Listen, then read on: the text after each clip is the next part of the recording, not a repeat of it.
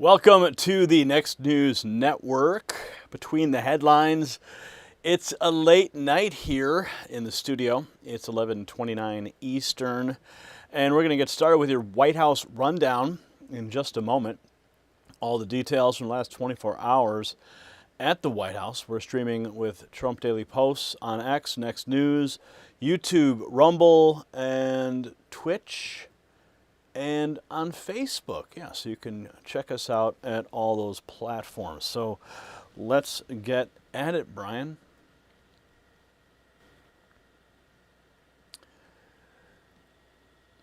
I'm Gary Franchi, Chief White House Correspondent for Next News Network, and this is your White House Daily Rundown for the past 24 hours, brought to you in partnership with our streaming partner, Trump Daily Post.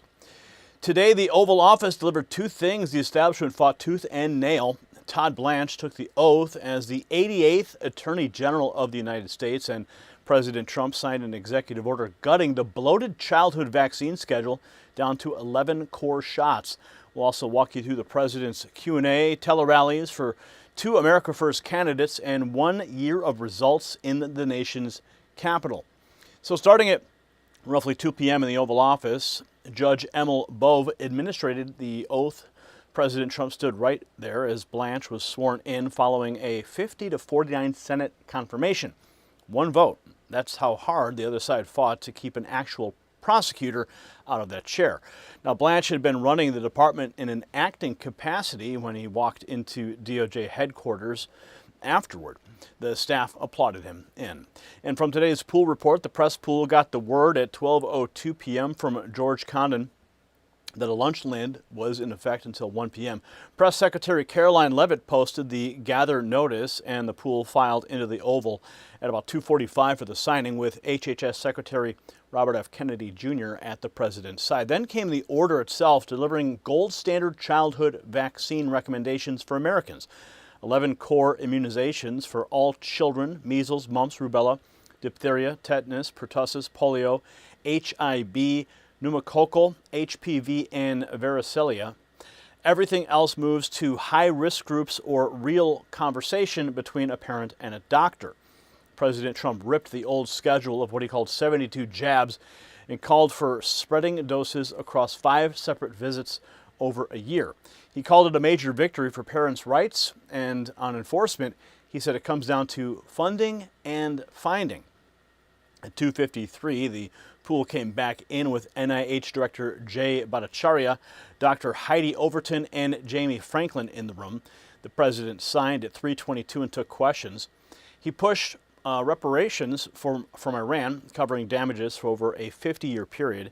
He credited tariffs for factories opening on American soil. He named Todd Blanche on the Anti-Weaponization Fund. On the Strait of Hormuz, he left no ambiguity about who runs that water: the U.S. Navy. Condon called the full lid at 6:02 p.m. after the president recorded tele-rallies for Darlene Graham in the South Carolina Senate special primary and Michael Alfonso in Wisconsin.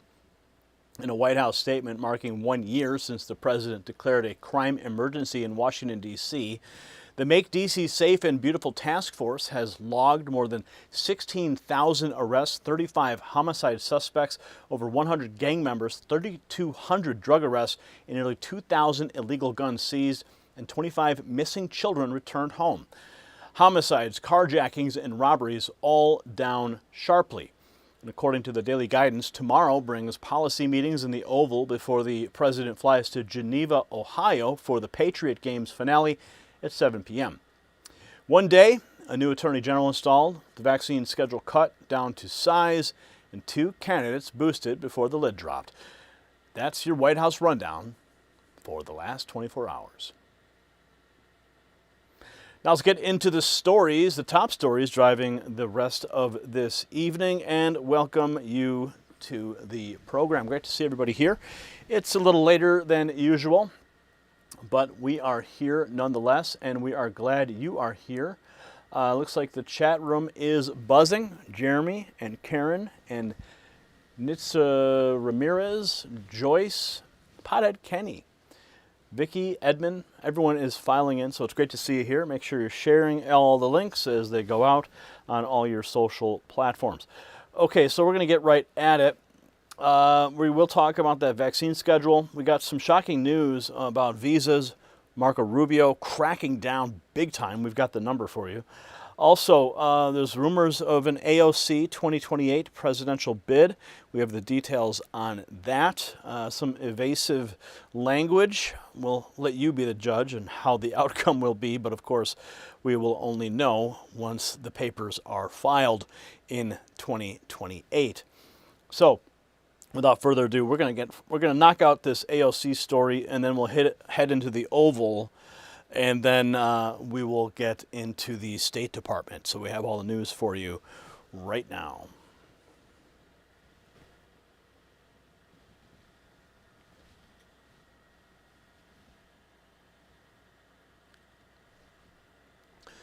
Are you still a member of the Democratic Socialists of America? That's what Jon Karl asked AOC of the New York City chapter. And then she called their agenda abolish the Senate, the presidency, the Supreme Court, fundamentally pro-democracy on ABC on a Sunday morning. And Karl just moved on to the next question. See, New Hampshire polling, it has AOC as the #1 choice of Democrat voters in 2028. And she just refused to rule out running for president or taking Chuck Schumer's Senate seat in the same 3 minutes of television. Back on August 4th, we showed you President Trump calling this party communist over Abdul al-Sayed's Michigan win. And watch her call that same win a time of renewal.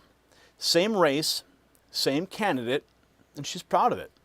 And I'm going to roll you the 2 clips where Karl puts Hassan Piker and Francesca Hong in front of her by name, and she runs from both. Now a bulletin off the health desk that never makes the network Chiron.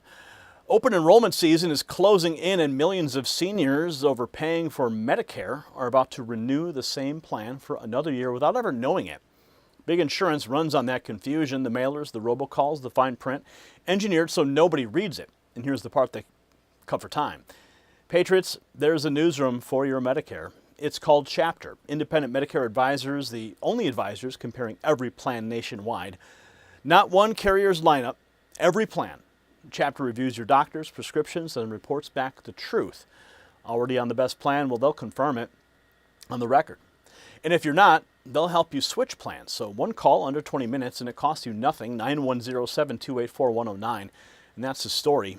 Now back to the socialist who wants your Senate abolished.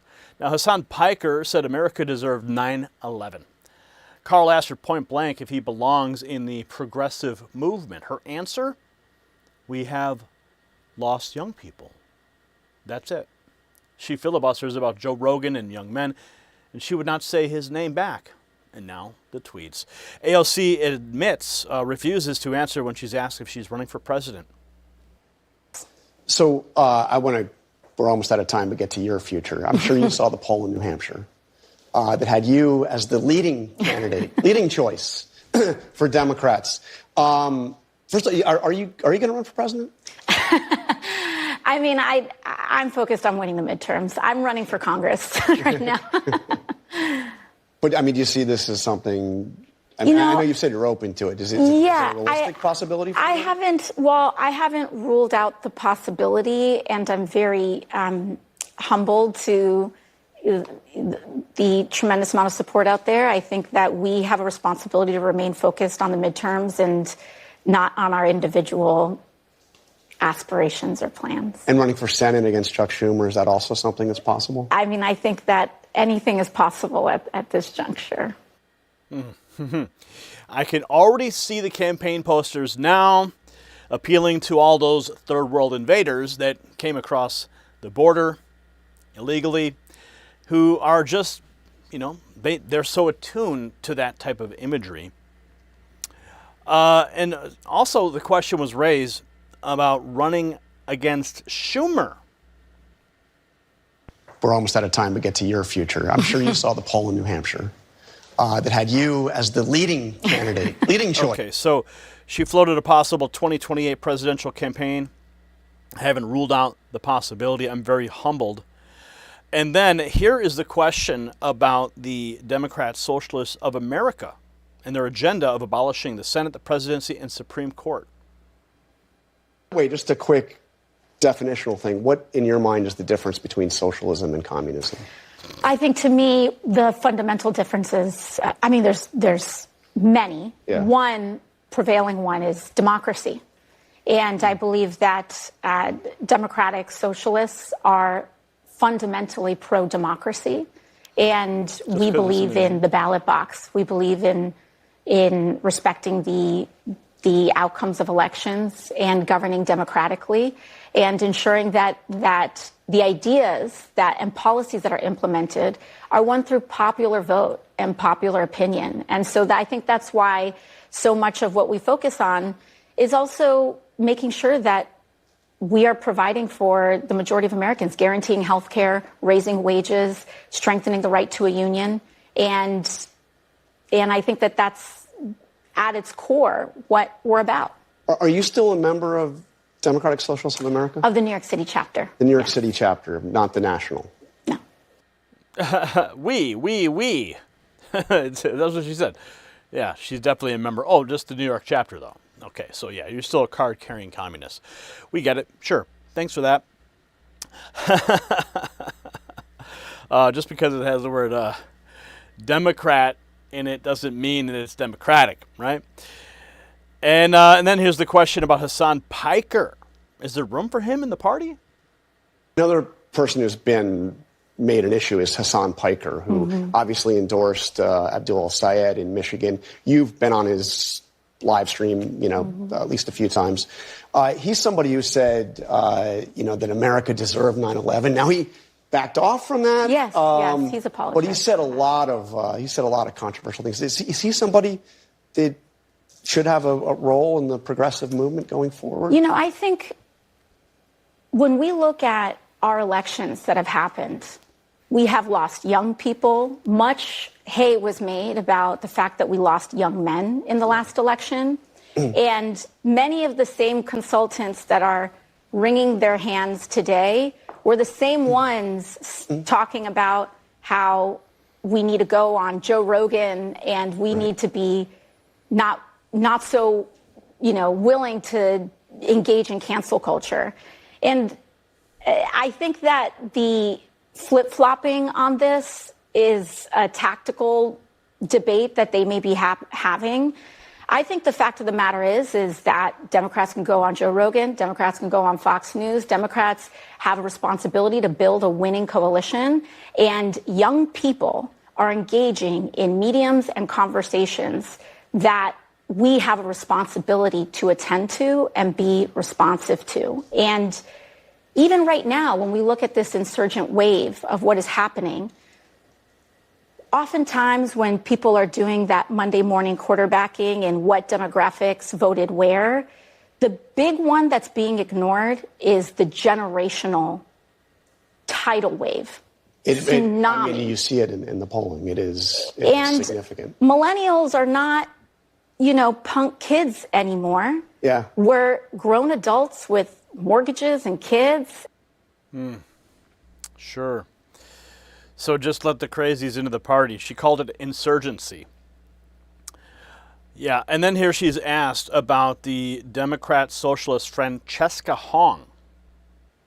You have Wisconsin coming up next. Francesca Hong, who is the Democratic Socialists of America supported candidate for governor. You haven't endorsed her. Are you going to? No, I haven't endorsed in that race. My focus has been in winning back the Congress, winning back the House, and positioning ourselves to have the best chance possible to win the Senate. So I've been focused on those legislative races. What do you make of those controversial statements I'm sure you've seen? I mean, she's, the Thanksgiving dust up. She says she doesn't, still believe that, but the abolish prisons, abolish police, which is also positions that have been taken by a lot of the progressive candidates who have won. How do you get around that? I mean, those are not positions that are supported by most of America. I think that a lot of these races, even right now, they'll have a tendency to be nationalized. Yeah. But these races ultimately are local, and all politics are local. My understanding is that Francesca Hong has made clear her present stances to her electorate. Yeah, she's moved away from a lot Right, of that. she's moved away from it. She's conveniently moved away from it. Yeah, that's what I think is what we're really supposed to be hearing here. And now she says, yeah, this is the part. She says, we have an ascendance of young, inspiring, exciting electorate, energizing wave of candidates, and I think inject a new energy into the Democrat Party. Excited about the socialist takeover. What does Abdel El-Sayed's victory in Michigan say about the future of the Democratic Party? I think that we are in a time of renewal for the Democratic Party, and it's tremendously exciting for all of us, for the big tent of the Democratic Party. We have really an ascendance of a young, inspiring, exciting electorate, energizing wave of candidates that I think really inject a new energy to the Democratic Party and add to the toolbox of candidates that we have to win the midterm elections, hopefully in November. Yeah, hopefully not. Let's just put it there. And apparently she's freezing her eggs now. Okay, you know, I guess people do that, so. I'm sure. All right, and then before you go, you did have a personal announcement that you made. It was interesting to see you kind of open up in, on an Instagram Live, I believe it was. So tell me what it was and why you decided to do it. I think it's important for us to normalize these conversations, especially in this political environment. The Trump administration has... Remind us what the announcement was. Yeah, sure. So I have decided to start the process of freezing my eggs. Yeah. And in this political environment where this administration is denying reproductive care to women across the country, from abortion rights to the ability to carry out a healthy pregnancy, I think it's important for us as leaders to have these conversations and share these processes, especially for working women across the country, and normalize them. Okay, all right. Congresswoman Ocasio-Cortez, thank you very much for being here. Let's hope to talk to you again soon. Thank you. And when you're ready to make that decision about 2028, I'll let come back you know. and talk to us about it. She's freezing her eggs because of the Trump administration. You get that? Because it's about reproductive rights. I don't remember anything that President Trump has done with respect to restricting women's rights to freeze eggs. Yeah, so I guess another glorious virtue signal from AOC, making the post on Instagram, New York Post picking it up. Chris Christie weighed in on AOC. Krispy Kreme, let's see. Look, and I listened really carefully to what Congresswoman Ocasio-Cortez said this morning. You know, every position that Scott just laid out, when you presented it to her, she talked about backing off, changing her views, evolving views. Woke one was crazy. Woke one was crazy, which we never heard her say before. Look, I think the congressman put it correctly, that there's two parts to this. It's what are you talking about, and do we trust what you're saying? And after listening to the congresswoman, why should anyone trust her? The things that she has said previously now, when she senses that she didn't know what she was talking about, and she was out of touch and with the American people, and now wants to advance her career, now all of a sudden she's saying different things. And I have to say, when you played the Francisca Hong part, I can tell you this, the Republican Governors Association is giddy over what will happen on Tuesday, because we're going to hold people like her and the Congresswoman to what they've said over their careers, not what they're trying to conveniently evolve into now. There are two. Anything is possible at this juncture. That is a sitting congresswoman measuring Chuck Schumer's office while carrying a DSA card in her pocket. She'll own socialism in the abstract because it polls, but put Francesca Hong's abolish the police quotes in front of her, and suddenly these races are ultimately all local. So let's make her answer the questions, Jon Karl, that he let her skate past. Every Republican, every reporter, every voter, name the party, name the agenda, and make her explain on camera how abolishing the Senate and the Supreme Court is pro-democracy. We've laughed at this woman for 8 years, and she is now the 2028 frontrunner. So stop laughing and start listening, because she told you her plans out loud, and the press held the door wide open. And drop in the comments whether you think Schumer survives her. And share this with the person in your life who still calls the DSA fringe. And subscribe, because this fight is only starting, and there's more coming out of this building that never makes it to your feed. You see, AOC gets a friendly anchor and a soft landing. You get the real file. Text White House to 844-840-4963, and our credentialed team inside the White House sends you the nightly report straight from the building. The pieces that never fit in the segment, right on your phone, no algorithm standing in the way. But receiving is only rung 1. Text Signal that same number, and you're enlisted in the Next News Signal Corps, where operators get assignments, and the more you do, the higher you climb. And make sure you check out the exclusive briefings that are only for Signal Corps recruits. Come get in the room with us.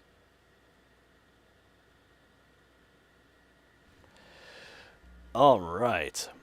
So, I think, Brian, I have the wrong... Is it... Show Scroll didn't have the pro tips on it. What was the one that had the pro tips? It's... No. No, they're not there. Is there a different one?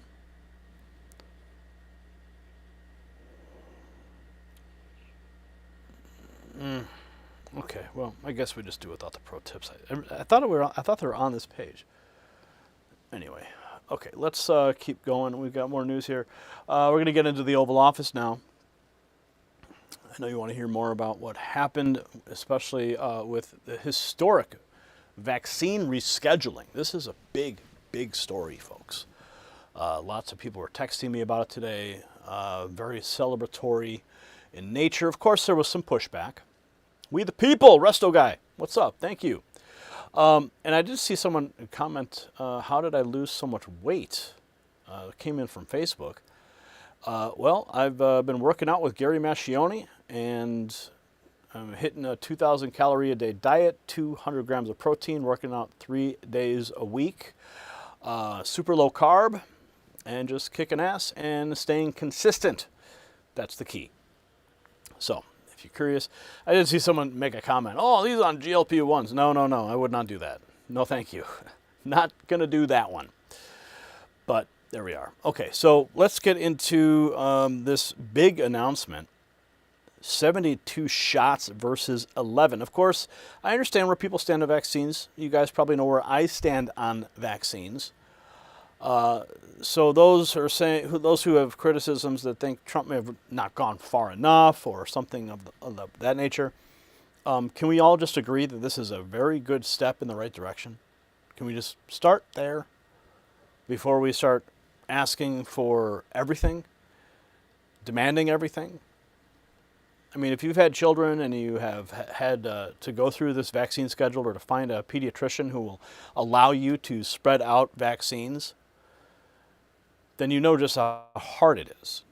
Because that's exactly what our family had to do.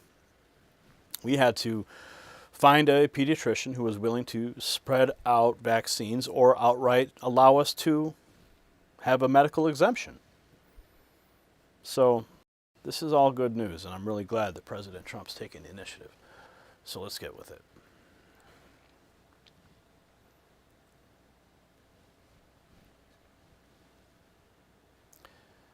"72 jabs, but 11 in Europe." President Trump just signed that gap out of existence with Bobby Kennedy standing right behind him. And look at the White House graphic. A European baby, 11 syringes, an American baby buried. 6 times the shots. And Trump said out loud what your pediatrician sneered at you for simply asking.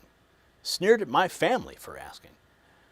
Hepatitis B, right, on day 1 of a newborn's life? No, thank you. Why? That was the American standard, and President Trump just ended it effective immediately. 11 core vaccines, Hep B, COVID, and flu, no longer recommended for all children. Big Pharma built 40 years of revenue on that schedule and called you a conspiracy theorist for noticing. So coming up, I'm rolling Trump's own words describing a dose the size of a bottle of soda poured into a little child's body, and Stephen Miller's line about 70 to 90 shots, plus the Republican senator who ran the cameras to call this order wrong. Now, if you've ever had to deal with these vaccine schedules, if you're a parent with young children and you try to spread it out, you know exactly how important this message is. You see, President Trump talking about a newborn's delicate body, taking a dose the size of a soda bottle, it got me thinking about what actually powers a healthy body in the first place. It's your mitochondria, the batteries that power everything at the cellular level. When they're depleted, you're exhausted and you heal slow. Studies show red light and near-infrared light therapy is one of the most well-researched tools out there. It helps cells produce more energy, reduces cellular level stress, and supports natural repair processes. I researched the science alongside health journalist Jonathan Otto before I ever brought it into my own life. And I use Red Life because 9 clinically studied wavelengths and dual chip technology giving twice the power of standard devices means it's built to actually work. Go to myredlight.com/NNN. Use NNN Rep 25 for individual items, NNN Rep 30 for bundles. 30% off bundles, 25% off individual devices. Link in the description below. Stock is limited. Now back to the moms who won. 5 separate visits in year 1, and that is the part that everybody's skipping past.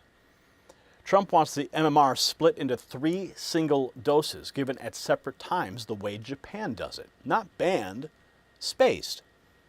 And watch how fast the industry is already losing its mind over just spacing. The White House posting this, that for too long America recommended more childhood vaccines than any peer nation, no longer. President Trump recognizes the gold standard childhood vaccine recommendation, maximizing parental choice and aligning immunizations with science and best practices from peer-developed nations. Delivering gold standard childhood vaccine recommendations for Americans. The White House putting the numbers side by side, 11 injections in Europe, 72 here. Another slide from the White House. The order provides recommendations that give parents more information and options when making immunization decisions for their children. European country, 11. United States, 72. They attached a fact sheet along with it. And Caroline Leavitt calls it a big day for Maha moms, and she lists what Secretary Kennedy announced alongside the order. President Trump signed the executive order recognizing gold standard childhood vaccine recommendations that maximize parental choice over vaccinations for the children. And Kennedy announced 2 landmark actions to modernize federal oversight of food ingredients and establish a stronger scientific foundation for nutritional policy. Eric Daugherty says Big Pharma is panicking, and the Senate Health Chairman Bill Cassidy, who is a doctor, is already calling the order wrong. Yeah. Expect major smears against RFK, kicking it into overdrive. They will not like this at all. The president signed an executive order reducing the number of recommended childhood vaccines. Health and Human Services Secretary RFK Jr. drove the move. We are comparing health outcomes in vaccinated versus unvaccinated children. Vaccines administered during pregnancy and outcomes ranging from allergies to autoimmune disease to autism and other neurodevelopmental disorders. Now, Kennedy says there's no conclusion whether vaccines contribute to health problems. Senate Health Committee Chairman Bill Cassidy is a doctor. He called the order, quote, wrong. He believes this makes people more hesitant to get vaccines. Brett? More on this. Oh, RFK, right? Always contributing to vaccine hesitancy, they say. NIH Director Jay Potticherry responds. He says a dozen scientific teams are now hunting the cause of autism, no holds barred. autism. This is why at the NIH we funded science at the request of the president, at the request of Secretary Kennedy, to try to identify the cause. We funded a dozen or more major scientific teams to look at the question with no holds barred about what the answer is going to be. It's very likely to be something complicated because autism shows up as lots of different things. You have a lot of some very, very severe cases and some much less severe. The biology is going to be complicated, but now we're allowed to get the answer to that question. That's one thing. The other thing it did is that it restored parental autonomy over decision making regarding what happens with their kids. We're going to provide the very best evidence, and now we're aligning the vaccine recommendations more aligned with what happens in Europe.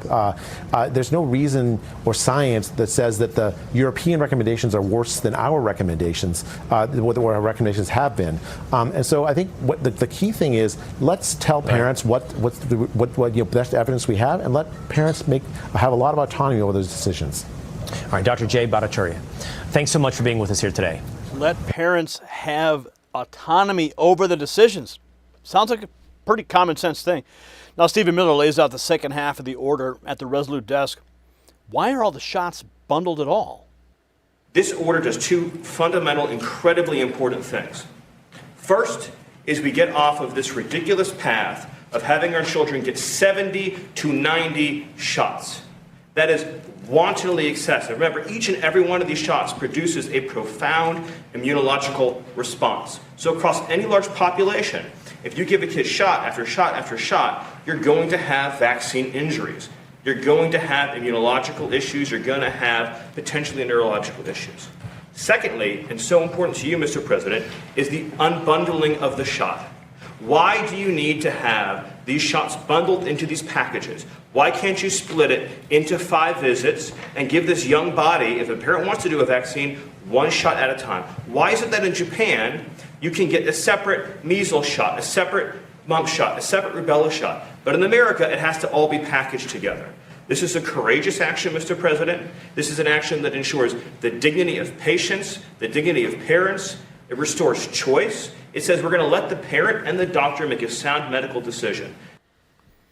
The parent and the doctor. Inside the Oval, the president signs the order. Trump's reaction, it's a big one. This is your executive order on establishing gold standard vaccine recommendations, sir. As previous speakers have indicated, this is going to establish essentially a new vaccine schedule that is fully informed by the research and data that we have from HHS and NIH and other aspects of the government.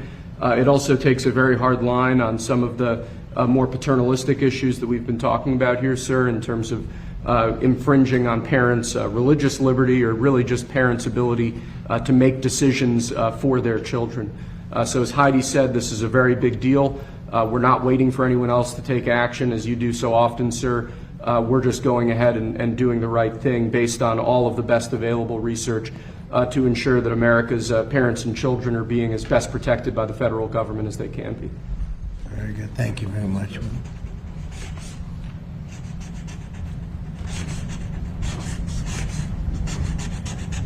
Love the sound of that Sharpie hitting the paper.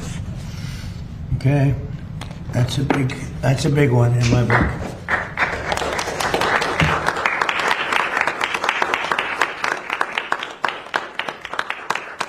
That's a big one in my book too, sir.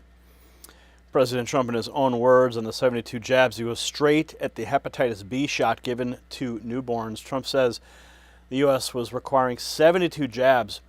Hepatitis B shouldn't be given until they're 14 or 15 years old, after saying infants and newborns were getting it early.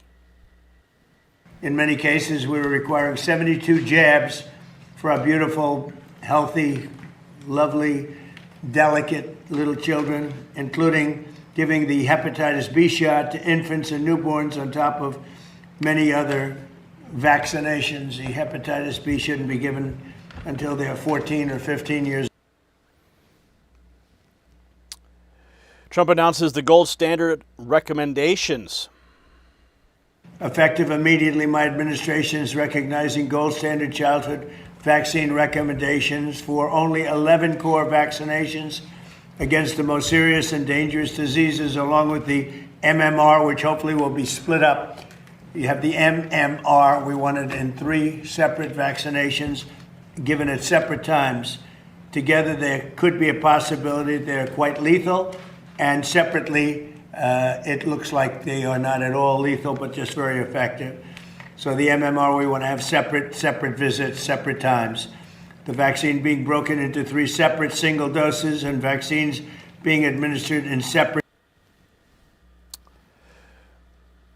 Trump says children should have 5 separate visits for vaccines instead of getting them all in a day.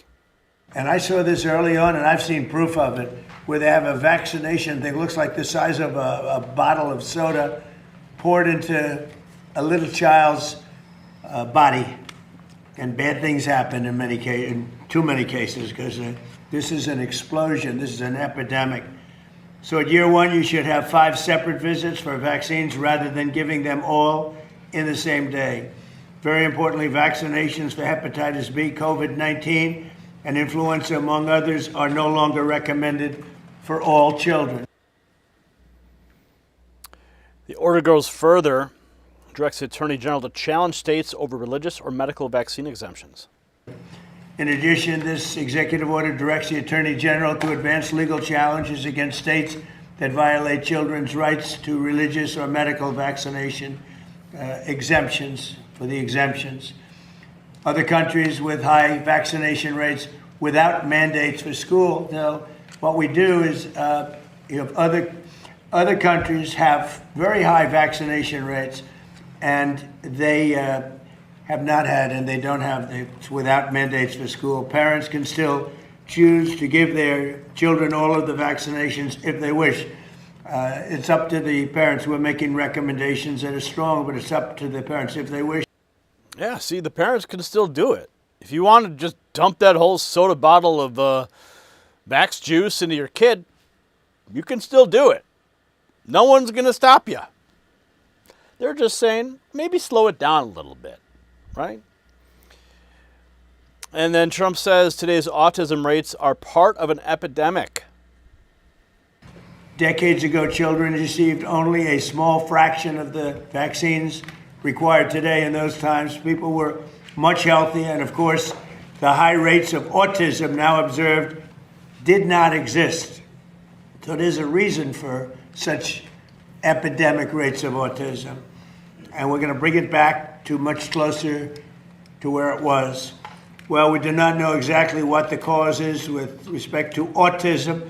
It is essential to our research efforts that we have the very best vaccine recommendations in the entire world. So we're reducing them. We're changing it to visits over a period of a year and a half, so they get 20% of what they would have gotten in one big shot, a big shot like the size of a large glass of something. This announcement is a major victory for parents' rights, for religious and constitutional rights, and for the gold standard science. Gold standard, baby. The rollout begins. Trump credits RFK Jr. Today, we're proud to officially announce the United States of America's gold standard childhood vaccination recommendations, and that has to do with many subjects, but including autism in particular.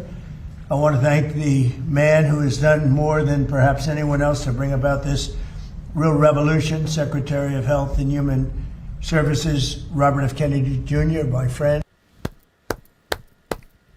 Robert F. Kennedy Jr. Then he said the U.S. had been requiring 72 jabs and argued shouldn't be given until they're 14 or 15. We did that one. Effective immediately. Only 11 core vaccinations should be split up. MMR, it could be potentially or quite lethal, he says. Then he said separate doses.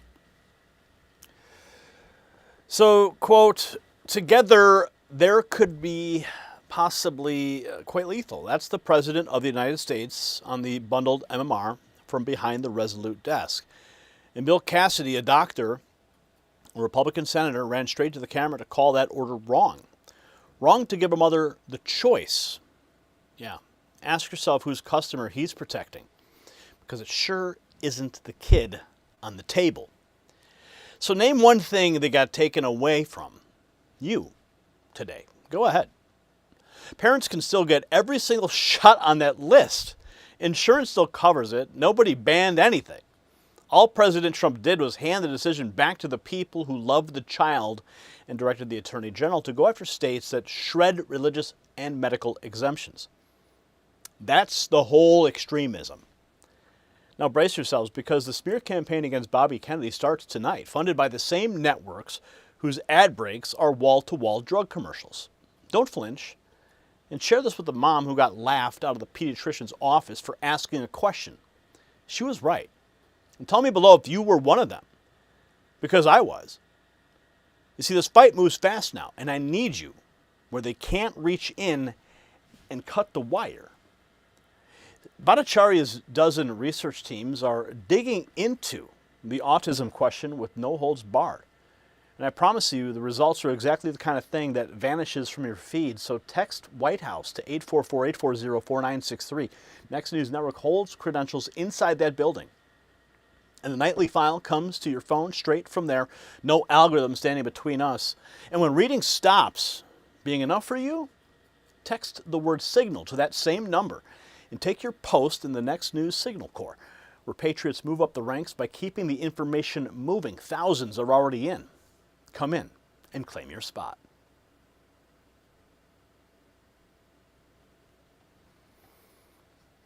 Wasn't that a great story? That was such a beautiful story, man. I'm so excited for that. Okay, and I'm also excited for Marco Rubio. This guy's kicking butt over at the State Department. Massive purge in the visa department. Wait till you hear the number that just came across the wire. This is huge. This is big news. Shout out to Trump Daily Post. We'll see you tomorrow, sir. And all the people watching on Facebook and on Twitch and on X, Trump Daily Post, Next News, and Rumble. And while you're here, you might as well just give a shout out where you're watching from, what device you're watching on. Are you watching vertically, horizontally? Because we are streaming vertically and horizontally on YouTube. Let's see. And what platform are you watching us on? You don't got to give your actual location. You can just shout it out. Let everybody know. It's good to see. Gives us a good idea, too, when we go back through the chat room later and we can get an idea. So, all right, we got some more news. We're going to slide into the State Department right now and bring you Rubio torching 60-year visa lie. That's the headline.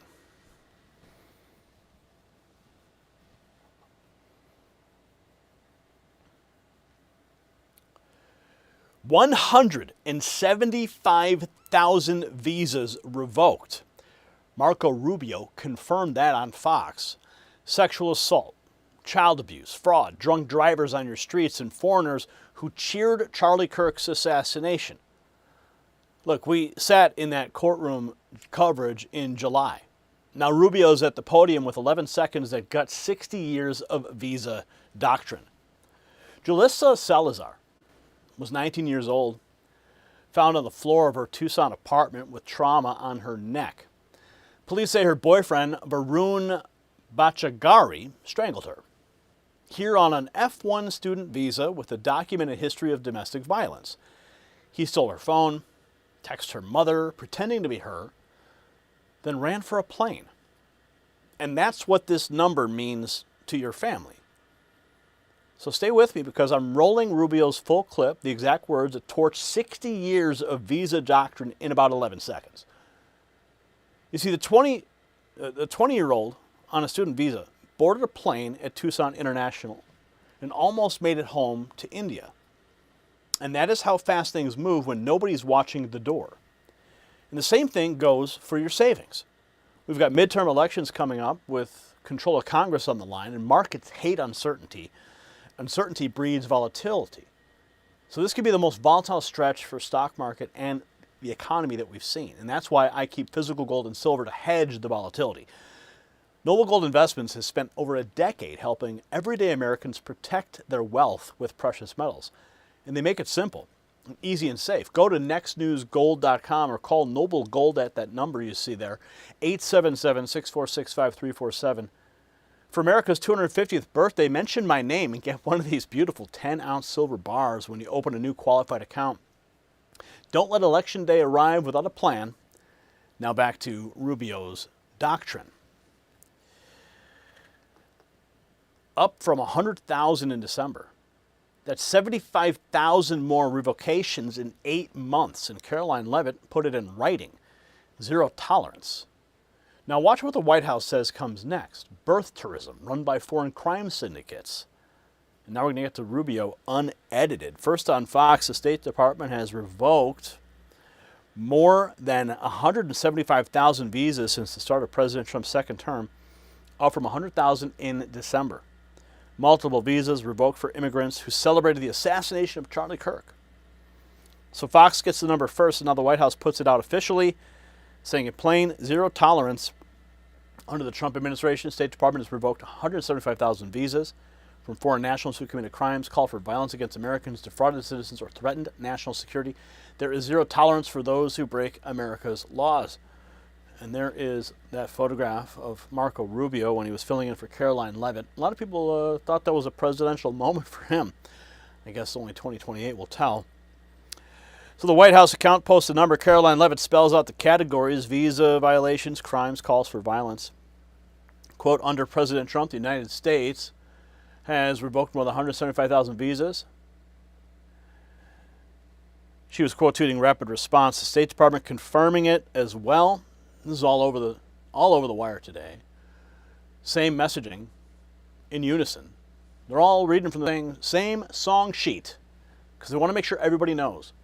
175,000 visas under the administration so far. Eric Doherty pulls the tape of Rubio saying the part nobody, the swamp wants, said out loud. Nobody is entitled to visas. I've said this repeatedly. I don't know why it's so hard for some to comprehend it, so let me repeat it again. A visa, no one's entitled to a visa. There is no constitutional right to a visa. Okay, a visa is a permission to enter our country as a visitor.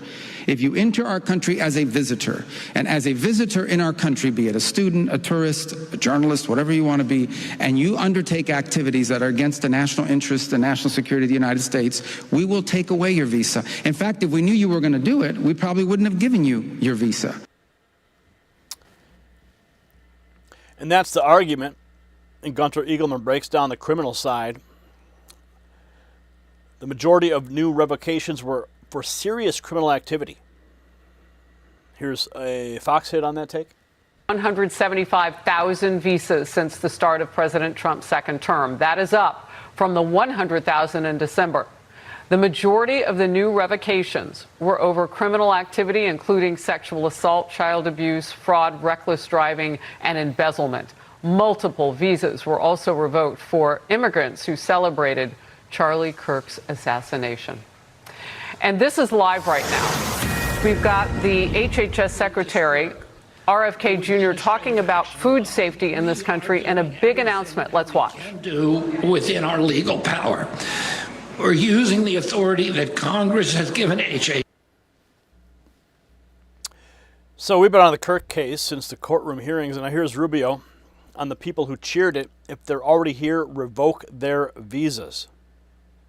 We are not in the business of inviting people to visit our country who are going to be involved in negative and destructive behavior. Okay, so why should, if I invite someone, if we invite someone to visit the United States of America as a student, as a tourist, as whatever, then they have a different, the standard they should be held to is very high. We shouldn't be bringing people into this country. We should not be giving visas to people who are going to come to the United States and do things like celebrate the murder, the execution, the assassination of a political figure.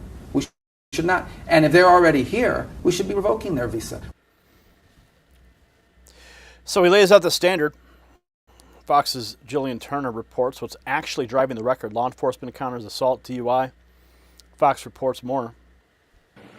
The State Department tells Fox News officials have revoked a record-setting 175,000 U.S. visas from foreigners since the beginning of President Trump's second term.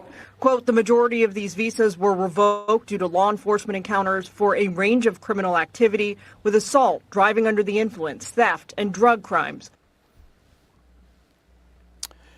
And now, this Fox segment, a speaker says we're liberating our communities from the scourge of migrant crime, adding that many of the visa revocations involved all of these things.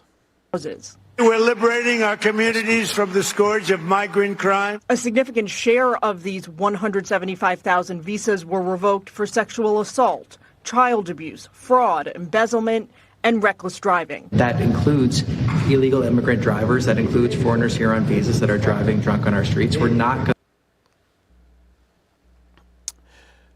And Fox reports the FBI is working to extradite a 20-year-old Indian suspect who faces first-degree murder after law enforcement sources say he fatally strangled his girlfriend in Tucson. Right now, the FBI is working to extradite a 20-year-old Indian suspect back to the U.S. to face first-degree murder charges. Hi, I'm Varun. I'm a business analytics student at the University of Arizona. Law enforcement sources say that man fatally strangled his girlfriend in Tucson, Arizona Thursday before fleeing the country. He'd been in the U.S. on an F-1 student visa. A visa is not a right, it is a privilege. Fox reports the White House says that birth tourism run by foreign crime syndicates is the next focus. Visas are not a right. There is no constitutional right to a visa. The White House says the birth tourism industry run by foreign crime syndicates is where they will focus next. Tens of thousands of people can come to this country in an organized fashion and give birth here purely for the sake of obtaining birthright citizenship.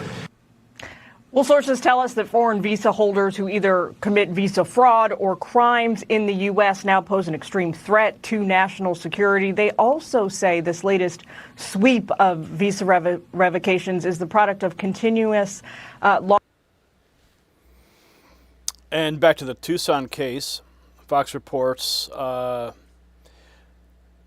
Salazar was afraid of her boyfriend and planning to leave him, and now she's dead. Friends, this young woman was so afraid of her boyfriend, she was planning to break up with him. Now she's dead and he's in custody halfway around the world after police say he tried to escape to his native India.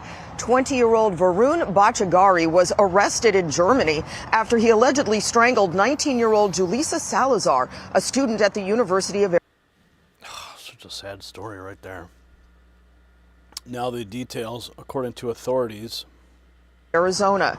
According to authorities, she was found on the floor of her Tucson apartment on Thursday with obvious signs of trauma on her neck.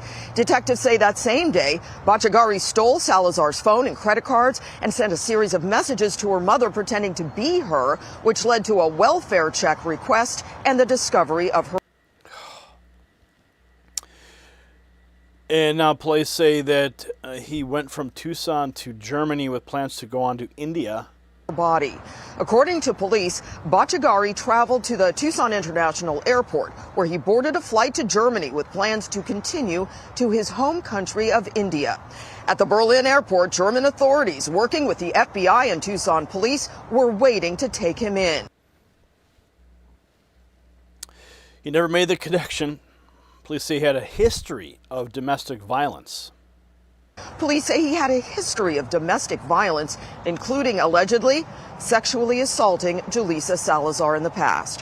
Her family has now set up a GoFundMe, saying the 19-year-old leaves behind her parents and two younger sisters who love her and miss her more than words can express. Bachagari is now awaiting extradition back to... Disgusting. Sickening. But that's why we got to get these people out of the country. Quote, a visa is a permission to enter our country as a visitor. And if we knew you were going to do it, we probably would not have given you your visa. Okay, every consulate careerist who stamped Bachagari's F1 and every university cashing that tuition check just got told on camera that the party's over. Name the schools sponsoring the visas. Name the consulates that rubber stamped a man with a domestic violence record. That is what accountability actually looks like. Not a press release, names. And do not let anyone shame you for asking. Julissa Salazar leaves behind her sisters, a brother.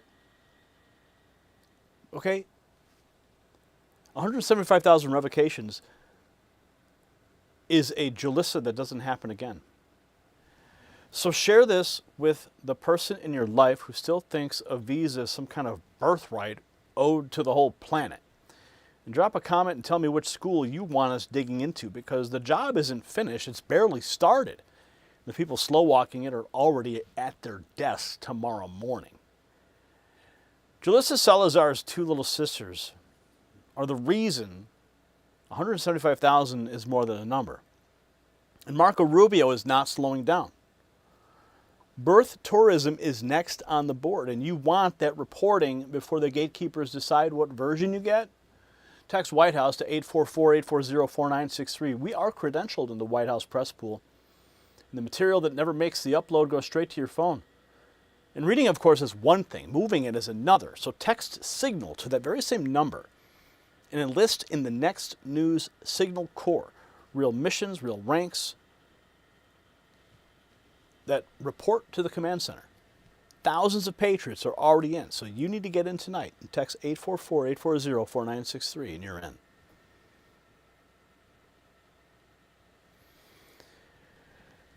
All right. That's a wrap tonight, folks. Great to see you. Sorry we were so late. Sometimes the work in the newsroom takes a little while when you're the chief cook and bottle washer and the waiter and the manager and the general manager. I love you guys. It's great to have you here again. We're kicking off this week. A couple housekeeping notes that tomorrow we'll be in studio. Wednesday is a maybe. Thursday, I think we will be in studio. Friday, we will not. I've got a big event this weekend. If you follow me on any of my other channels, maybe I'll give you a glimpse of what I'm up to. It has to do with time travel, though. But I'm not the time traveler. But you might be able to be one. Just check out what's happening in Rosemont this weekend, and maybe I'll see you there. So we'll see you at the next broadcast. Look at the thumbnail. Look at my face. Really? Is that how we started this segment? I didn't even see that. Oh, boy.